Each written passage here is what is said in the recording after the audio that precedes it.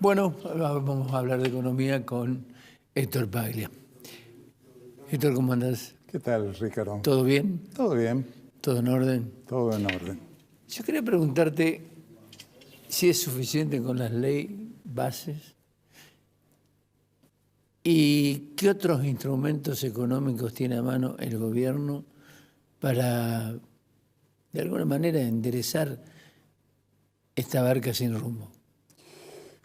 Bueno, tu pregunta yo creo que va al núcleo del problema que hoy estamos enfrentando en materia económica, más allá de las cuestiones políticas, que es un marcado desorden que hay en la administración desde que arrancó el gobierno hasta ahora, por errores propios, por errores ajenos, por omisiones.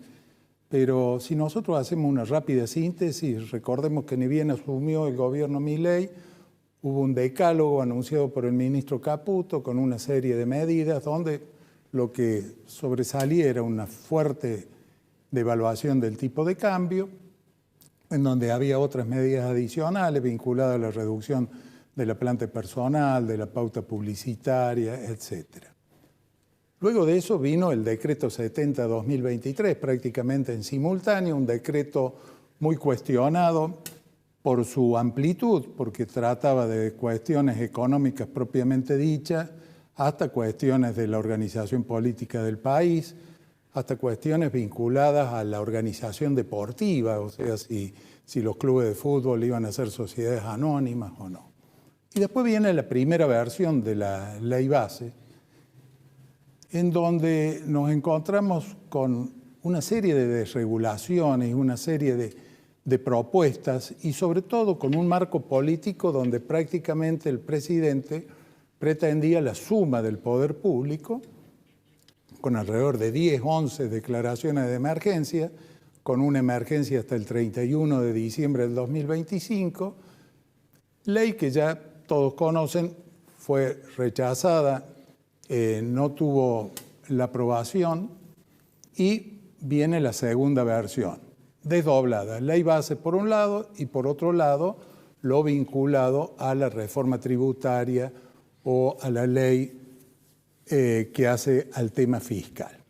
Todo este gran desorden enmarcado en un decálogo que propone el presidente luego de darle la espalda al Congreso en su discurso inicial, luego de menospreciar a gobernadores, a legisladores, etcétera, propone en la apertura de sesiones un decálogo que, como bien dijo Alfredo Blanco en su columna, de intenciones para firmar un pacto el 25 de mayo, precisamente aquí en Córdoba. Entonces nos encontramos que no sabemos hacia dónde vamos. Y como no sabemos hacia dónde vamos, el hombre lo que tiene que hacer es regirse por los hechos concretos que ve. ¿Y qué es lo que estamos viendo? Estamos viendo un fogonazo inflacionario en el mes de diciembre, políticas que hacen realmente a lo monetario, estrictamente, a lo financiero, que es aplaudida precisamente desde los sectores que ven ese beneficio, una inconsistencia que es imposible de sostener en el mediano y largo plazo, ya que pretendemos una devaluación del tipo del cambio del 2% mensual, con una inflación que a lo mejor llegó a un dígito alto. En estas horas se estará conociendo, cuando salga el programa al aire seguramente que ya la vamos a tener, pero supongamos que la inflación está entre el 8 y el 10%, devaluación del 2%, tasa de interés que ha caído abruptamente, pero que se mantiene en un 4,5% mensual, en donde da lugar precisamente a grandes utilidades desde lo financiero, generando un superávit primario que festeja el gobierno, pero que fue logrado también con medidas que no son sustentables en el tiempo, porque una poda de las características que han tenido los ingresos fijos, fundamentalmente el de los jubilados, por un lado, y por otro lado, una disminución en el nivel de actividad, una caída que ya orilla los valores de la pandemia. En marzo, interanualmente, la industria manufacturera cayó el 21,2% y la construcción, que es la gran generadora de empleo, porque es mano de obra intensiva, cayó el 42%. Entonces, ¿por qué vemos al gobierno corriendo detrás de la necesidad de generar más fondos, más ingresos de organismos internacionales, fundamentalmente el Fondo Monetario? Es decir, el Fondo Monetario aprueba las normas, da el desembolso previsto de 800 millones, pero le apunta una serie de deficiencias al programa económico y le dice, cuidado, y más fondos no hay. Entonces, yo no sé qué puede festejar el gobierno si baja la inflación solamente y lo único que logra es la paz de los cementerios en un proyecto de plan económico que no ha sido ni de estabilización, porque los precios relativos siguen fluctuando, nos siguen anunciando que hay más aumentos de tarifas. Entonces, ¿qué es lo que queremos expresar? Queremos expresar que Argentina necesitaba grandes cambios, que había hartazgo en la gente por una cuestión de la forma en que se hacía la política y de la forma en que se llevaban adelante las medidas económicas, no solamente en el último gobierno, sino prácticamente desde el restablecimiento de la democracia hasta ahora. La gente aspiraba a ese cambio, pero el cambio en aras de qué modelo de país. La palabra producción no existe, no está ni en el decálogo de Caputo, ni en el decreto de necesidad y urgencia 70, ni en las dos versiones de la ley base, porque el régimen, el RIGI, el régimen de inversiones de incentivos para grandes inversiones, tiene una orientación y una forma de manejo que adolece de muchísimos costados desde el punto de vista no solo económico, sino legal. De hecho, hay legisladores de la oposición que están apuntando a esta circunstancia. Y que vamos a tener a la postre una mayor presión fiscal, la reincorporación de una masa importante de trabajadores como tributantes del impuesto a las ganancias. Entonces, ¿por qué no hablamos de producción? ¿Por qué no decimos cuál es el modelo productivo al cual vamos a apuntar luego de todo este sacrificio, que es muy grande? Los niveles de pobreza han crecido. Uno abre el periódico todos los días y ve que hay suspensiones, que hay despidos, que el nivel de actividad cada vez es menor, cada vez se produce menos. Se abren importaciones en sectores que no son necesarios y que compiten con la producción nacional. O sea, son más los interrogantes que las respuestas. La única palabra que hoy, es la única partida, digamos, que hoy ha crecido en la Argentina es la del pago de intereses de la deuda. Yo creo que Argentina debe honrar su deuda, pero esa conducta debe estar enmarcada en un programa fiscal, en un programa monetario coherente, en donde no pongamos el carro adelante de los caballos. Para firmar un pacto fundacional, como lo ha definido el presidente, en materia económica, en materia de salud, en materia de educación, en materia de justicia, en materia de reforma política, deben lograrse los acuerdos previamente.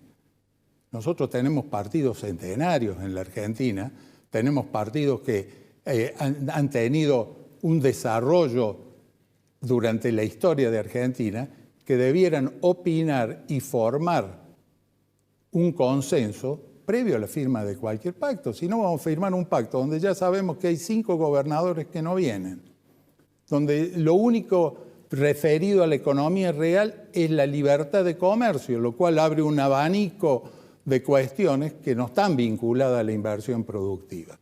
Entonces yo creo que por ahí tiene que pasar la discusión, si no esto, que es nuevo, está disfrazado de nuevo, porque ya lo hemos vivido en otras épocas, etapas de atraso cambiario, de apertura indiscriminada de la economía, de dibujar números fiscales ficticiamente, de aumento de la presión tributaria, de mayor desempleo, de destrucción de fuentes de trabajo, etcétera, y sabemos en qué termina. Bueno, vos decías el plan no existe, no hay plan. No, a lo mejor esto es el plan. El plan no. Lo hemos conversado contigo en este programa, que en plena crisis, es decir, cuando ya a fines del año pasado, antes de las elecciones, avisorábamos que Argentina iba a una crisis económica, cualquiera fuera el resultado del acto eleccionario. Pero hacía falta un plan de estabilización y decíamos, ese plan de estabilización per se no va a solucionar los problemas, porque necesita incorporar un programa que dé las pautas de cuál va a ser el crecimiento productivo. Claro. ¿Por qué? Porque veníamos viendo que se han alternado políticamente planes económicos que gobernaban con deuda o planes económicos que gobernaban con emisión monetaria, o una combinación de ambos. Y decíamos, ¿por qué no probamos de una buena vez y para siempre gobernar con un programa productivo? ¿Por qué no ponemos todo lo que el herramental económico y la decisión política para lograr que la producción sea la que permita la salida sustentable y permanente en el tiempo de la economía argentina? Pero no se habla de producción, nadie lo habla. La palabra producción no existe. Sí, coincido con vos.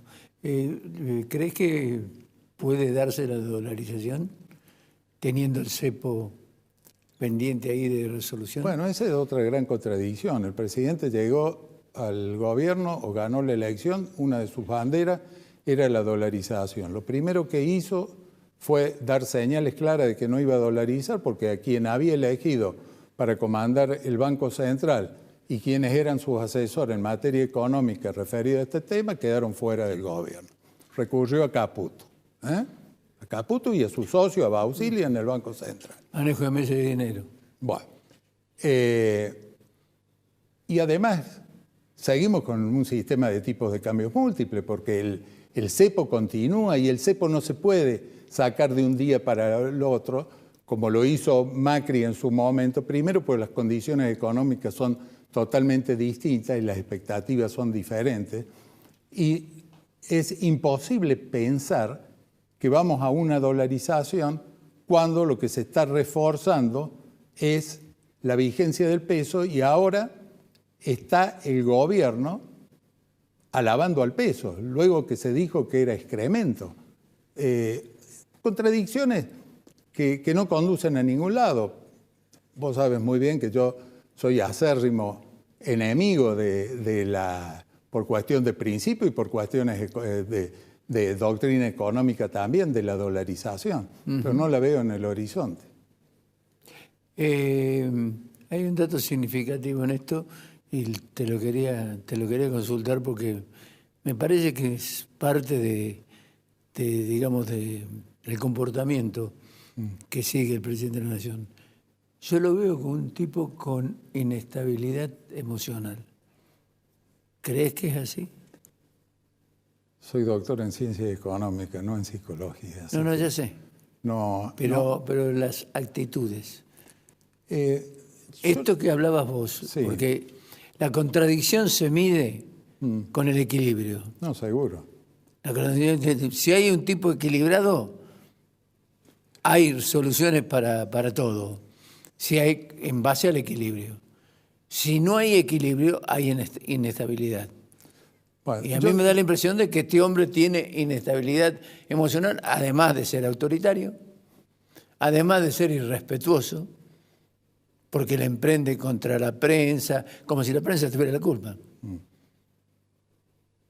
Sí, no, y aparte contra quién.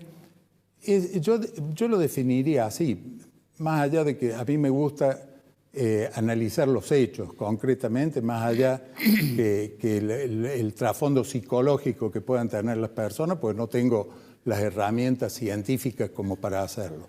Pero sí que es muy cambiante en su opinión económica, que es lo que uno maneja. No sé si lo hace en aras de un pragmatismo o en aras de que es un hombre que no tolera la crítica. Es decir, el exministro Cavallo para él era el mejor ministro de Economía de la historia. Ni bien afloró alguna crítica por parte de Cavallo, lo denostó. Y así podemos dar muchísimos ejemplos. Es decir, podemos ser críticos de determinados sectores de la vida política, de la vida económica y también autocríticos de nosotros mismos, pero lo tenemos que hacer con parámetros coherentes. Es decir, si nosotros sostenemos una determinada postura, hay que defenderla, hay que escuchar al que está al frente opinando lo contrario, ceder ante lo que realmente se puede ceder, pero frente a la esencia no se puede no se puede claudicar. Nos están echando. Sí, eso veo. Héctor, gracias. Como siempre, un gusto, Ricardo. Gracias.